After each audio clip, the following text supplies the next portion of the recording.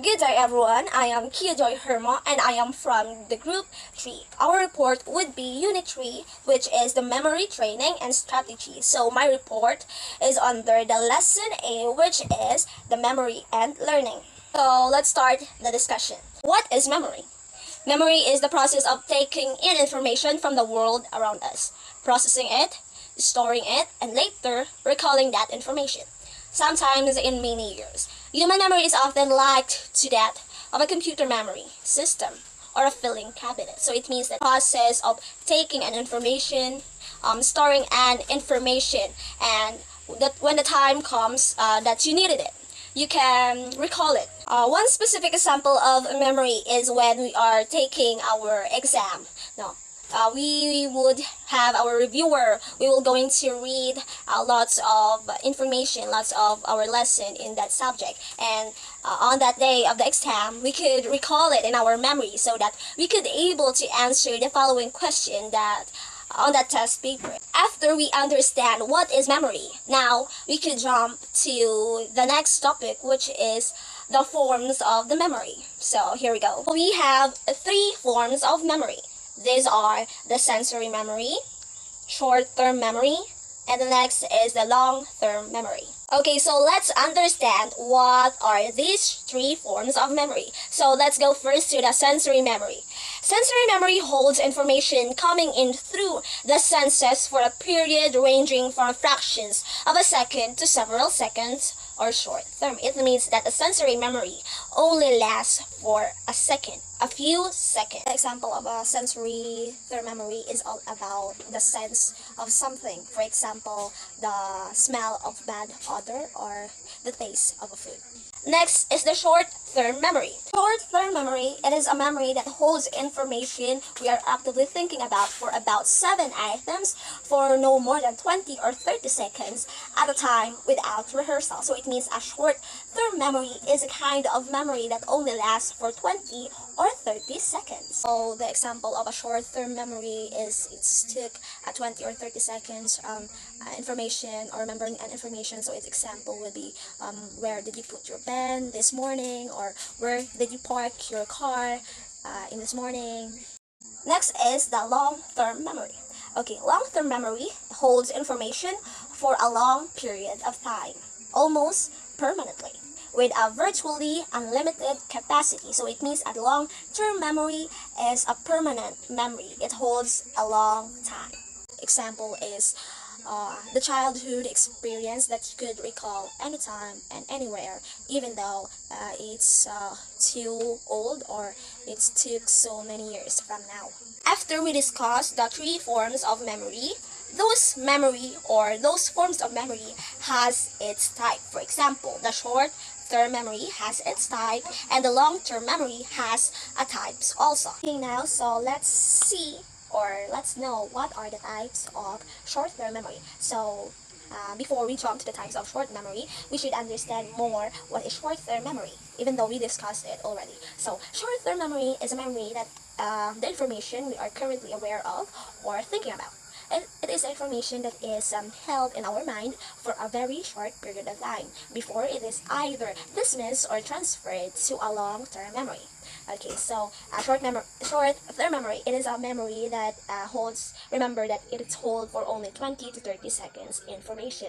It is either we could choose to forget it or we could consider it as a long-term memory. So the types of a short-term memory is a working memory that can be taught for a distinct segment of a short-term memory. So let's understand what is a working memory. Working memory is a subpart of short-term memory applied to cognitive tasks that is temporarily stored, organized, and manipulates the information. So it means that a working memory it involves about a cognitive information that we put in our brain. We could consider it as an organization of ideas, a sequence of ideas, and a lesson that we could have. So the example of a working memory would be remembering the list of ingredients of a recipe. After we discuss the short-term memory and its type, we should jump to the types of long-term memory. So in our long-term memory, there are three distinctions among the different types of memory, and these are the following. The following are the implicit versus the explicit memory. Next is the declarative versus the procedural memory. Next is the semantic versus the episodic memory. And these are the types of the long-term memory we would discuss. Now let's explain and discuss what is implicit and explicit memory. So implicit memory is information that is remembered unconsciously and effortlessly.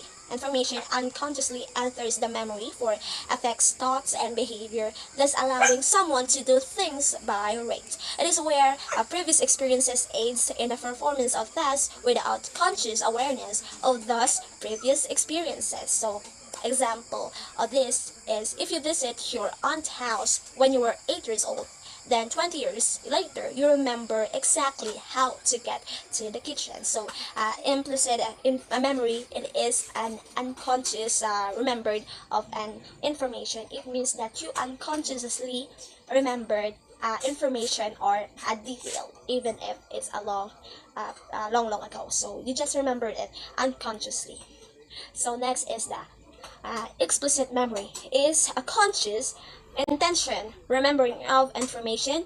Basically, it is information that you have consciously worked to remember. It means that um, explicit memory, it is a conscious remembering of information. Unlike implicit memory, it is the unconscious remembering of details or information, while the explicit memory, it is the consciously remembering of information. So the example of explicit memory is remembering a phone number or an address. So now we would recognize what is the difference between the implicit versus the explicit memory. So implicit memory, remember always that it is the unconsciously remembering details or information. Next is the explicit memory. It is the consciously remembering of an information. The next types of long-term memory is the declarative versus procedural memory. Okay, declarative memory is recall of factual information such as dates, words, faces, events, and concrete ideas. Example of it is remembering the rules of playing football and what happened to the last game of the World Series involved declarative memory. So it means a declarative memory, it is remembering of exact information that we gain or know. So note that declarative memory is usually considered to be explicit because it's involved conscious intention of remembering. So a declarative memory, it is a factual remembering of something that is very factual or true. So next is the procedural memory. It is the recall of how to perform an action or task or a skill. Example of it is changing a light bulb or riding a bike. So it means in procedural memory, you are remembering a procedure or something that is involved procedures and many more. So the difference of declarative and procedural memory would be declarative, it is about remembering a factual events or information, while the procedural memory, it is all about remembering a procedure or a task or a skills. And that's it. Let's jump to the next long-term memory types, which are the semantic versus the episodic memory. So, semantic memory, it is the recalling of general facts. So it means that we remember a fact information that we receive or store in our memory. For example, remembering the capital of New Jersey and the batting average of Jackie Robinson, which means that these are the facts, story or information that we all know. So the next is the episodic memory, which is recalling of personal experiences. So which means that we just recall our personal experiences on this type of long-term memory. Example of this is remembering what happened during the birthday party or in a baseball game. So it means that the difference between semantic and the episodic memory is semantic memory recall facts information, while episodic memory recalls an experiential information that we experience. So that's all. Thank you for listening. Good day.